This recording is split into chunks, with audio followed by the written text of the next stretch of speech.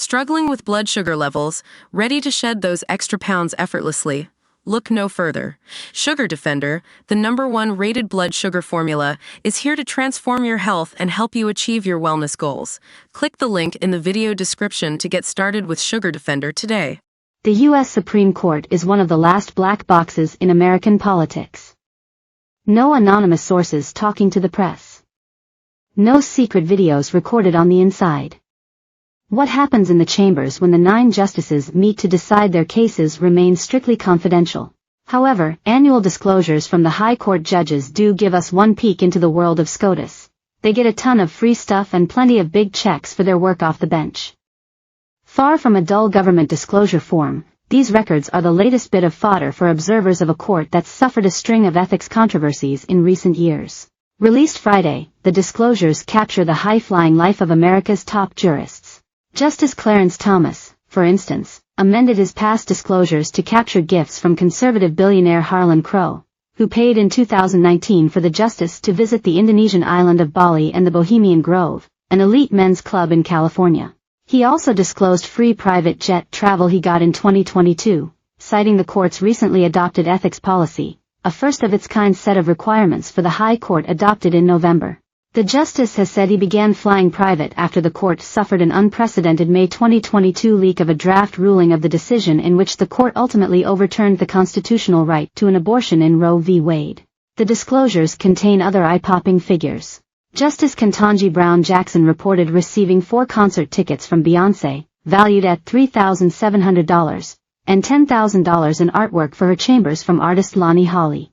Justice Jackson is crazy in love with Beyonce's music. Who isn't? Court spokeswoman Patricia McCabe told the Washington Post of the gift, referencing the pop star's 2003 hit of the same name. Justice Jackson also reported a nearly $900,000 advance for an upcoming memoir.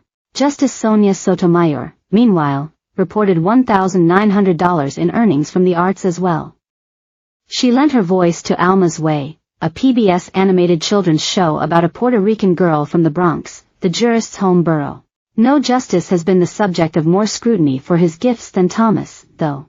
A recent analysis of financial gifts to Supreme Court members between 2004 and 2023 showed that the conservative justice raked in roughly $2.4 million of the nearly $3 million total current justices have received during that period.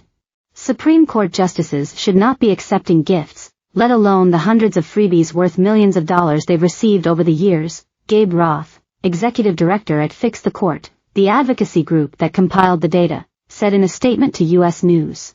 Over the years, Thomas flew multiple times on the private jet of billionaire Wayne Huizinga, and Crow paid $160,000 for a yacht cruise around the Greek Isles. Tax and property records show Crow also bought 3 parcels of land from the justice for $133,363 in 2014, including the one where Thomas's mother currently lives. In a statement to CNN, Crow said he bought the land so he could, one day, create a public museum at the Thomas home dedicated to telling the story of our nation's second black Supreme Court justice. Thomas has defended his association with the conservative donor. As friends do, we have joined, Crow and his wife, on a number of family trips during the more than quarter century we have known them, Justice Thomas said of the trips in a statement last year. The court has been dogged by ethics issues in recent years. In the throes of the 2020 election, where the Supreme Court would eventually hear cases from Donald Trump challenging election results, Ginny Thomas, wife of Clarence Thomas, lobbied the White House to continue falsely claiming Trump won the contest. Help this great president stand firm, Mark, reads one message from November of that year she sent to Mr. Trump's chief of staff, Mark Meadows. You are the leader, with him, who is standing for America's constitutional governance at the precipice. The majority knows Biden and the left is attempting the greatest heist of our history. Such messages landed Ms. Thomas in front of the Congressional January 6 committee, where she denied exerting any improper influence over her husband's work at the Supreme Court. In 2011, Justice Thomas, under scrutiny from watchdog groups, updated years of disclosure forms to include the fact T.